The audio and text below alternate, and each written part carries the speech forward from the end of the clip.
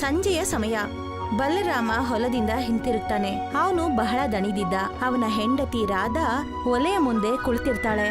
ಅವಳ 10 ವರ್ಷದ ಮಗಳು ಬಿಂದಿಯಾ ಪಕ್ಕದಲ್ಲಿ ಕುಳಿತು ಆಟ ಆಡ್ತಿರ್ತಾಳೆ. ಆಗ ಹಳ್ಳಿಯ ಮುಖ್ಯಸ್ಥ ಪ್ರವೇಶ ಮಾಡ್ತಾನೆ. ಬಲರಾಮ್, ಜಮೀನ್ದಾರ ಆದೇಶದ ಮೇಲೆ ಇಡೀ ಊರಿನಲ್ಲಿ ಚಂದ ವಸೂಲಿ ಮಾಡ್ತಾ ಇದ್ದೀನಿ. ಚಂದನ ಯಾಕೆ? ಊರಲ್ಲಿ ದೊಡ್ಡ ಆಸ್ಪತ್ರೆ ಕಟ್ಟಿಸ್ತಾ ಇದೀವಿ.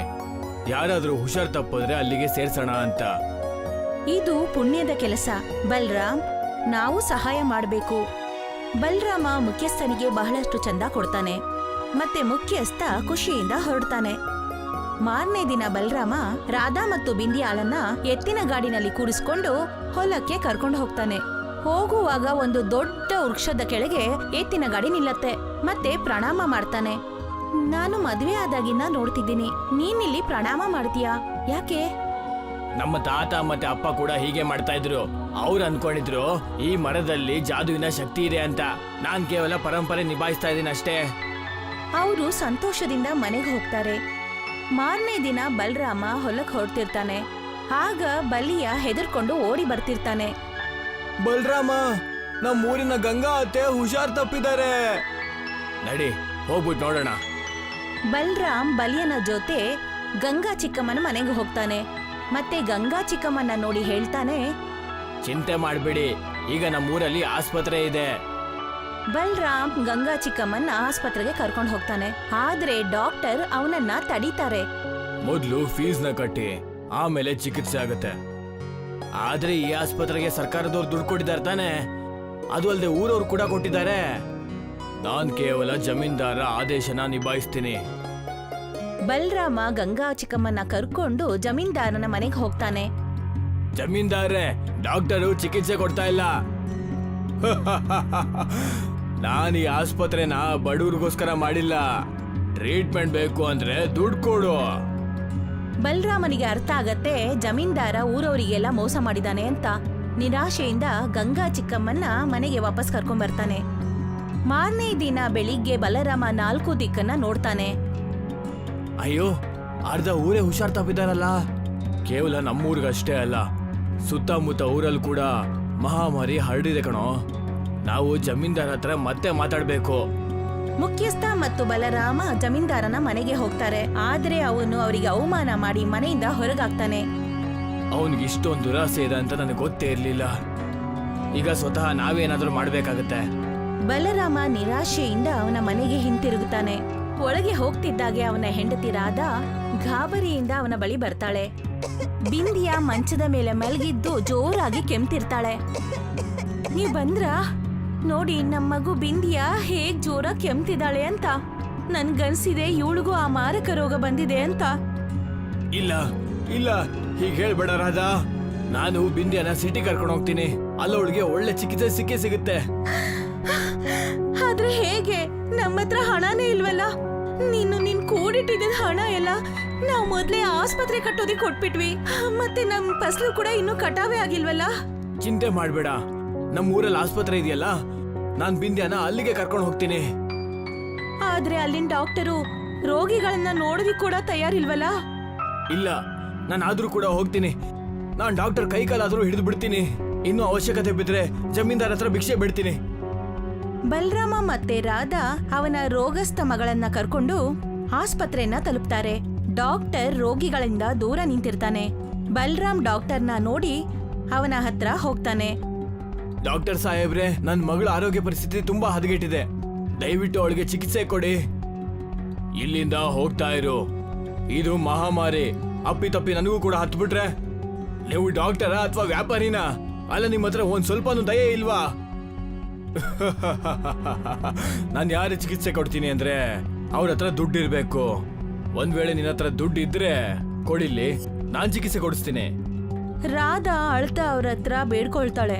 ಆದ್ರೆ ಡಾಕ್ಟರ್ನ ಮನ್ಸು ಕರಗೋದಿಲ್ಲ. ಅಲ್ಲಿಂದ ಬಲರಾಮ ಓಡ್ತಾ ಜಮೀನ್ದಾರನ ಮನೆ ತಲುಪ್ತಾನೆ.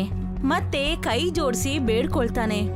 ಮಾಲೀಕರೇ, ನನ್ ಮಗಳು ಸತ್ತೋಗ್ತದಾಳೆ. ದಯವಿಟ್ಟು ನನಗೆ ಸ್ವಲ್ಪ ಸಾಲ ಕೊಡಿ. ನನ್ ಫಸಲು ಕಟಾವು ಮಾಡಿದ್ಮೇಲೆ ನಿಮ್ಗೆ ವಾಪಸ್ ದುಡ್ಡು ತೀರಿಸ್ಬಿಡ್ತೀನಿ. ಆ ಮಹಾಮಾರಿ ನಿನ್ನ ಮಗಳನ್ನು ಹಿಡ್ಕೊಂಡ್ಬಿಡ್ತಾ? ಇನ್ನು ಸ್ವಲ್ಪ ದಿವಸದಲ್ಲೇ ನಿನಗೂ ಕೂಡ ಬಂದ್ಬಿಡುತ್ತೆ. ಇವಾಗ ಇಲ್ಲಿಂದ ಹೋಗ್ತಾ ಇರೋ. ಬಲರಾಮ ನಿರಾಶನಾಗಿ ಆಸ್ಪತ್ರೆಗೆ ಹಿಂತಿರುಗ್ತಾನೆ. ಆದ್ರೆ ಅಲ್ಲೋಗಿ ನೋಡಿದ್ರೆ ರಾಧಾ ಬಿಕ್ಕಿ ಬಿಕ್ಕಿ ಅಳ್ತಿರ್ತಾಳೆ. ಏನಾಯ್ತು ರಾಧಾ? ಬಿಂದ್ಯಾ ನಮ್ಮನ್ನೆಲ್ಲ ಬಿಟ್ಟು ಹೋಗ್ಬಿಟ್ಲು ಬಲರಾಮ್. ಅವಳಿಗೆ ಸರಿಯಾದ ಸಮಯದಲ್ಲಿ ಚಿಕಿತ್ಸೆ ಕೊಡ್ಸಿದ್ರೆ ಅವಳು ಉಳಿತಿದ್ಲು ಅನ್ಸತ್ತೆ. ಬಲರಾಮನಿಗೆ ದುಃಖದ ಕಟ್ಟೆ ಒಡೆಯತ್ತೆ. ಜೋರಾಗಿ ಅಳಕ್ಕೆ ಶುರು ಮಾಡ್ತಾನೆ. ಮತ್ತೆ ಭಾರವಾದ ಮನಸ್ಸಿನಿಂದ ಬಿಂದ್ಯಾಳ ಅಂತಿಮ ಸಂಸ್ಕಾರ ಮಾಡ್ತಾನೆ. ಮಾರನೇ ದಿನ ಅವನ್ ರಾಧಾಳಿಗೆ ಹೇಳ್ತಾನೆ, ಇನ್ ಮುಂದೆ ನಾವು ಈ ಊರಲ್ಲಿ ಇರೋದೇ ಬೇಡ. ನನಗಿಲ್ಲಿರೋದಕ್ಕೆ ಮನ್ಸೇ ಇಲ್ಲ. ಬಲರಾಮ್ ಮತ್ತು ರಾಧಾ ತಮ್ಮ ಎತ್ತಿನ ಗಾಡಿನಲ್ಲಿ ಕುಳಿತು ಹಳ್ಳಿ ಬಿಟ್ಟು ಹೋಗ್ತಿರ್ತಾರೆ. ದಾರಿನಲ್ಲಿ ಅರಳಿ ಮರದ ಕೆಳಗೆ ಬಲರಾಮ ಗಾಡಿನ ನಿಲ್ಲಿಸ್ತಾನೆ. ಅವನು ಅಳ್ತಾ ವೃಕ್ಷಕ್ಕೆ ಪ್ರಣಾಮ ಮಾಡ್ತಾನೆ. ಆಗ ಒಬ್ಬ ಸಾಧು ಪ್ರತ್ಯಕ್ಷನಾಗ್ತಾನೆ. ಬಲರಾಮ್, ಅಲ್ಲ ನಿನ್ ಕಣ್ಣಲ್ಲಿ ಯಾಕೆ ನೀರಿದೆ? ಬಲರಾಮ ಸಾಧುವಿಗೆ ಕಳೆದ ಘಟನೆಯನ್ನೆಲ್ಲ ಹೇಳ್ತಾನೆ. ಸಾಧು ಶಾಂತವಾಗಿ ಕೇಳ್ತಾನೆ. ಮಹಾಮಾರಿಯಿಂದ ಕೇವಲ ನಿನ್ ಮಗಳಷ್ಟೇ ಅಲ್ಲ, ಎಷ್ಟೊಂದ್ ಜನ ಸತ್ತೋಗಿದ್ದಾರೆ. ನೀನು ಓಡೋಗ್ಬಾರ್ದು, ಬದ್ಲಿಗೆ ಜನರಿಗೆ ಸಹಾಯ ಮಾಡಬೇಕು. ಒಂದ್ ವೇಳೆ ನನಗಾಗಿದ್ದರೆ ನಾನು ಹಾಗೆ ಮಾಡ್ತಾ ಇದ್ದೆ. ಆದ್ರೆ ನನ್ನ ಕೈಯಲ್ಲಿ ಮಗಳಿಗೆ ಸಹಾಯ ಮಾಡಕ್ಕಾಗಿಲ್ಲ. ಉಳಿದವ್ರಿಗೆ ನಾನು ಹೇಗಂತ ಸಹಾಯ ಮಾಡ್ಲಿ ಹೇಳಿ? ಸಾಧು ಮುಗುಳ್ನಗುತ್ತಾ ರಹಸ್ಯವಾದ ಮಾತನ್ನ ಹೇಳ್ತಾನೆ. ಇದಾದ್ಮೇಲೆ ನೀನ್ ನೋಡುವಂತ ಚಮತ್ಕಾರ ನಿನ್ನ ಕಲ್ಪನೆಗೂ ಮೀರಿದ್ದು. ಇದನ್ ಹೇಳ್ತಿದ್ದಾಗೆ ಎತ್ತಿನ ಗಾಡಿನಲ್ಲಿ ಒಂದು ದೊಡ್ಡ ಚಮತ್ಕಾರನೇ ನಡೆಯುತ್ತೆ. ಬಲರಾಮ್ ಮತ್ತು ರಾಧಾ ಆಶ್ಚರ್ಯದಿಂದ ನೋಡ್ತಾರೆ. ಯಾಕಂದ್ರೆ ಎತ್ತಿನ ಗಾಡಿ ಒಂದು ಭವ್ಯವಾದ ಆಸ್ಪತ್ರೆಯಾಗಿ ಮಾರ್ಪಟ್ಟಿರತ್ತೆ ಮತ್ತು 4 ಕಡೆ ಆಧುನಿಕ ಉಪಕರಣ ಮತ್ತು ಡಾಕ್ಟರ್ಸ್ ನಿಂತಿರ್ತಾರೆ. ಬಲರಾಮ್ ಮತ್ತು ರಾಧಾ ಆಸ್ಪತ್ರೆಯ ಒಳಗಡೆ ಹೋಗ್ತಾರೆ ಮತ್ತು ಆಶ್ಚರ್ಯದಿಂದ ಎಲ್ಲವನ್ನ ನೋಡ್ತಾರೆ. ಅಲ್ಲ, ಇದೇ ಹೇಗಾಯ್ತು? ನೀವ್ ಯಾರು? ನಾನೊಬ್ಬ ಮಾಯಾವಿ ಸಾಧು. ಎಷ್ಟೋ ವರ್ಷಗಳಿಂದ ಈ ಮರದಲ್ಲಿ ವಾಸ ಮಾಡ್ತಾ ಇದ್ದೀನಿ. ಈ ವೃಕ್ಷಕ್ಕೆ ನೀನು ಮತ್ತೆ ನಿನ್ನ ಪರಂಪರೆಯವರು ಎಷ್ಟೋ ವರ್ಷಗಳಿಂದ ಪ್ರಣಾಮ ಮಾಡ್ತಾ ಇದ್ದೀರಾ. ಅದೇ ನನ್ನ ನಿವಾಸ. ನಿನ್ನ ನಿಸ್ವಾರ್ಥ ಸೇವೆ ಮತ್ತೆ ಒಳ್ಳೆ ಮನಸ್ಸನ್ನ ನೋಡಿ ನಾನ್ ನಿನಗೆ ಈ ಜಾದುವಿನ ಶಕ್ತಿಯನ್ನ ನೀಡಿದ್ದೀನಿ.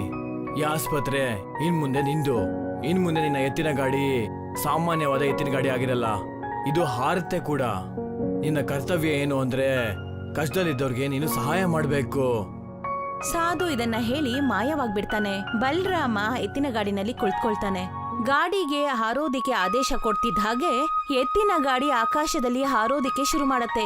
ಹಳ್ಳಿನಲ್ಲಿ ಹಾಹಾಕಾರ ಮುಗಿಲೆದ್ದಿರತ್ತೆ. ಒಂದು ಗುಡಿಸಿಲಿನಲ್ಲಿ ಒಬ್ಬ ರೋಗಸ್ಥ ಮಗು ನರಳಾಡ್ತಿರತ್ತೆ. ಹೇ ದೇವ್ರೇ, ನನ್ ಮಗು ತುಂಬಾ ನರಳ್ತಾ ಇದೆ. ಇವನ್ ಯಾರಾದ್ರೂ ಕಾಪಾಡಬಾರ್ದಾ? ಈ ಊರಲ್ಲಿ ನಮ್ಗೆ ಸಹಾಯ ಸಿಗ್ತಾ ಇಲ್ಲ. ಯಾರು ನಮ್ಮ ಮಾತನ್ನ ಕೇಳ್ತಾನೆ ಇಲ್ಲ. ಆಗ ಎತ್ತಿನ ಬಂಡಿಯಿಂದ ರಾಧಾ ಮತ್ತು ಬಲರಾಮ ಇಳಿತಾರೆ. ಚಿಂತೆ ಮಾಡ್ಬೇಡ ತಂಗಿ, ನಾನಿಲ್ಲಿ ನಿಮ್ಗೆ ಸಹಾಯ ಮಾಡಕ್ ಬಂದಿರೋದು. ಎತ್ತಿನ ಬಂಡಿಯ ಬಾಗಿಲು ತೆರೆಯುತ್ತಿದ್ದಾಗೆ ಒಳಗಿನ ದೃಶ್ಯವೇ ಬದಲಾಗತ್ತೆ. ಒಳಗೆ ಒಂದು ಪೂರ್ತಿಯಾದ ಆಸ್ಪತ್ರೆ ಕಾಣತ್ತೆ. ಬಿಳಿಯ ಉಡುಪಿನಲ್ಲಿ ಡಾಕ್ಟರ್ಸ್ ರೆಡಿಯಾಗಿ ನಿಂತಿರ್ತಾರೆ. ಔಷಧಿಯ ಅಲ್ಮಾರಗಳೆಲ್ಲ ರೆಡಿಯಾಗಿ ನಿಂತಿರತ್ತೆ. ಇದು ಹೇಗ್ ಸಾಧ್ಯ? ಚಮತ್ಕಾರಕ್ಕಿಂತ ಮುಖ್ಯವಾದದ್ದು ವಿಶ್ವಾಸ. ಬೇಗ ಮಾಡಿ, ಮಗುನ ಒಳಗಡೆ ಕರ್ಕೊಂಬನ್ನಿ. ತಂದೆ ತಾಯಿ ಹೆದರ್ಕೊಳ್ತಾನೆ ತನ್ನ ರೋಗಸ್ಥ ಮಗುವನ್ನ ಬಲರಾಮನ ಜೊತೆ ಎತ್ತಿನ ಬಂಡಿಯ ಆಸ್ಪತ್ರೆಗೆ ಕರೆದುಕೊಂಡು ಹೋಗ್ತಾರೆ. ಚಿಂತೆ ಮಾಡಬೇಡಿ, ಮಗು ಈಗ ಸುರಕ್ಷಿತವಾಗಿದೆ. ನಾವು ಮಗುಗೆ ಸರಿಯಾದ ಸಮಯಕ್ಕೆ ಚಿಕಿತ್ಸೆ ಕೊಟ್ಟಿದೀವಿ. ಎತ್ತಿನ ಬಂಡಿ ಮತ್ತೆ ಹಾರೋದಕ್ಕೆ ಶುರು ಮಾಡುತ್ತೆ. ಹೊಸ ಬೆಳಕನ್ನ ತಗೊಂಡು, ಹೊಸ ನಂಬಿಕೆಯೊಂದಿಗೆ ಮತ್ತೆ ಅಗತ್ಯವಾದವರಿಗೆ ಸಹಾಯ ಮಾಡೋದಿಕ್ಕೆ. ಕೆಲವು ದಿನಗಳ ನಂತರ ಜಮೀನ್ದಾರ ಮನೆಯೊಳಗೆ ಗೊಂದಲ ಶುರುವಾಗಿರತ್ತೆ. ಜಮೀನ್ದಾರನ ಮಗಳು ಗೌರಿ ತೀವ್ರ ಜ್ವರದಿಂದ ನರಳ್ತಿರ್ತಾಳೆ. ವೈದ್ಯರು ಡಾಕ್ಟರ್ಸು ನಿಂತಿರ್ತಾರೆ. ಆದ್ರೆ ಅವ್ರ ಕೈನಲ್ಲಿ ಏನು ಮಾಡಕ್ಕಾಗ್ತಿರ್ಲಿಲ್ಲ. ಡಾಕ್ಟರ್, ಏನಾದ್ರೂ ಮಾಡಿ, ಮಗಳು ಸಾಯ್ತಾ ಇದ್ದಾಳೆ. ನನ್ನ ಕ್ಷಮಿಸ್ಬಿಡಿ ಜಮೀನ್ದಾರ್ ಸಾಹೇಬ್ರೆ, ನಮ್ಮ ಆಸ್ಪತ್ರೆಯಲ್ಲಿ ಇದಕ್ಕೆ ಚಿಕಿತ್ಸೆ ಇಲ್ಲ. ನಾವು ಎಲ್ಲಾ ರೀತಿ ಪ್ರಯತ್ನ ಪಟ್ಟಾಯ್ತು. ಈಗ ಕೇವಲ ಚಮತ್ಕಾರ ಮಾತ್ರ ಇವಳನ್ನ ಕಾಪಾಡುತ್ತೆ. ಅಷ್ಟರಲ್ಲೇ ಬಲರಾಮನ ಜಾದುವಿನ ಎತ್ತಿನ ಬಂಡಿ ಹಾರುತ್ತಾ ಬಂದು ಜಮೀನ್ದಾರನ ಮನೆಯ ಮುಂದೆ ನಿಲ್ಲತ್ತೆ. ಬಲರಾಮ ಗೌರಿಯನ್ನ ಎತ್ತಿಕೊಂಡು ಎತ್ತಿನ ಬಂಡಿಯ ಆಸ್ಪತ್ರೆಯೊಳಗೆ ಕರೆದುಕೊಂಡು ಬರ್ತಾನೆ. ಸ್ವಲ್ಪ ಹೊತ್ತಿನ ನಂತರ ಗೌರಿಗೆ ಜ್ಞಾನ ಬರುತ್ತೆ. ಬಲರಾಮ್, ನಾನು ನಿನಗೆ ಅನ್ಯಾಯ ಮಾಡಿದೆ. ನಿನ್ ಮಗಳು ಸಾಯವಾಗಿ ಮಾಡ್ಬಿಟ್ಟೆ. ಆದ್ರೆ ನೀನ್ ನನ್ನ ಮಗಳನ್ನ ಕಾಪಾಡ್ಬಿಟ್ಟೆ. ನನ್ನ ಕ್ಷಮಿಸ್ಬಿಡು. ಜಮೀನ್ದಾರ್ ಸಾಹೇಬ್ರೆ, ಮಾನವೀಯತೆ ಎಲ್ಲದಕ್ಕಿಂತ ದೊಡ್ಡ ಧರ್ಮ. ನಾವೆಲ್ಲ ಒಬ್ರಿಗೊಬ್ರು ಸಹಾಯ ಮಾಡ್ತಾ ಇರ್ಬೇಕು. ಜಮೀನ್ದಾರ ಬಿಕ್ಕಿ ಬಿಕ್ಕಿ ಅಳೋದಿಕ್ಕೆ ಶುರು ಮಾಡ್ತಾನೆ. ಬಲರಾಮನ ಎತ್ತಿನ ಬಂಡಿ ಮತ್ತೆ ಹಾರೋದಿಕ್ಕೆ ಶುರು ಮಾಡುತ್ತೆ. ಮಹಾಮಾರಿ ಆವರಿಸಿರುವ ಹಳ್ಳಿಗೆ ಹೋಗಿ ಎಲ್ಲಾ ರೋಗಿಗಳಿಗೂ ಸಹಾಯ ಮಾಡ್ತಾನೆ. ನಿಧಾನವಾಗಿ ಎಲ್ಲಾ ಕ್ಷೇತ್ರ ಮಹಾಮಾರಿಯಿಂದ ಮುಕ್ತವಾಗುತ್ತೆ.